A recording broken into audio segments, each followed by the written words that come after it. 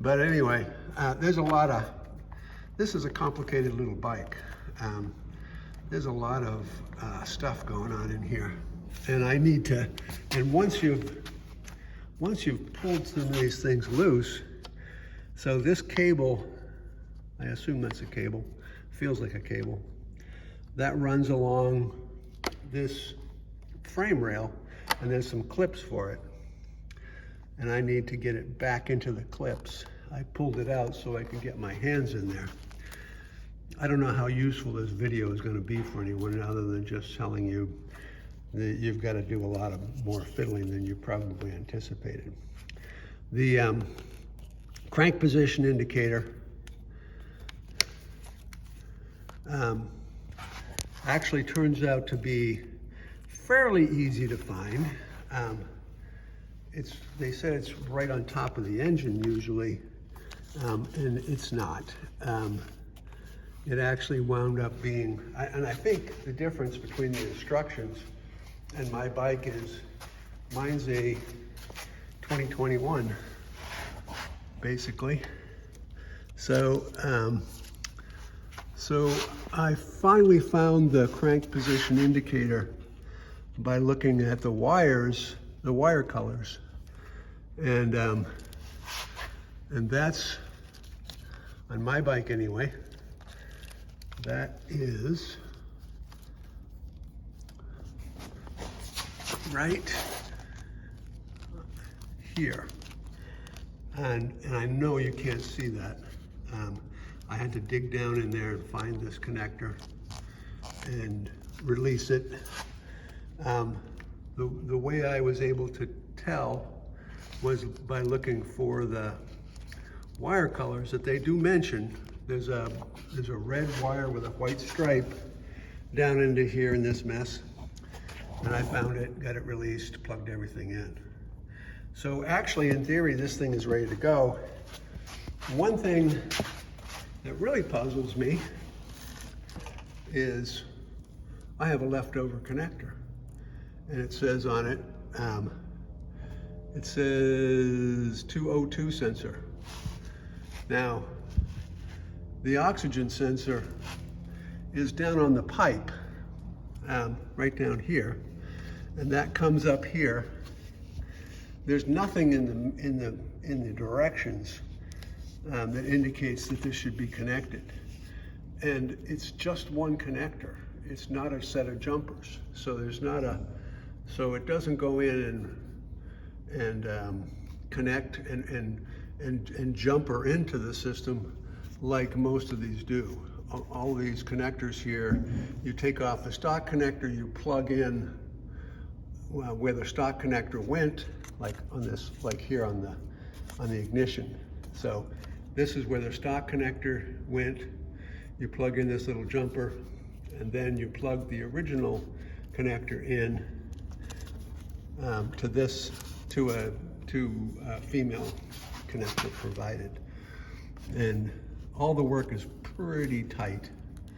Of course, this bike is not designed to do this.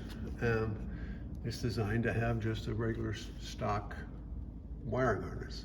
But so it's not too much of a surprise to discover that this is not easy to do, although it's a little tougher than I had anticipated. So I don't know where this O2 connector goes, whether it's supposed to go to anything. Maybe it's an accessory that I coming in the future or something like that. But for right now, I don't have any place to connect that. So I have asked.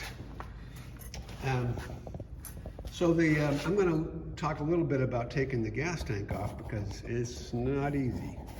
So in the original instructions, they have you taking off the side panels on the gas tank. So here's the gas tank sitting over here. And to take off the tank, the first thing I did was take off this gas cap, and there's two lines underneath there, probably an overflow and a vent. And then there is two bolts that run in from the side, and they come in right here. think that's them, yes. So they're almost like a pin. Those go into the sides of the tank. And then there's a bolt right here, 12 millimeter bolt right here. And then underneath is the fuel pump and a filter, I imagine, and a filter. And I took off the connection to the filter. And then this connector, which is the power for the fuel pump. Kind of bitchy to get at, but I managed. So that connector that's kind of drifting around that I said I didn't know what it was for, that actually plugs into this, whatever the heck this is. And so now I remember. These, there are a lot of little pieces to the covers and fairings. When you're taking them off, it'll help a lot to mark them as to where they go.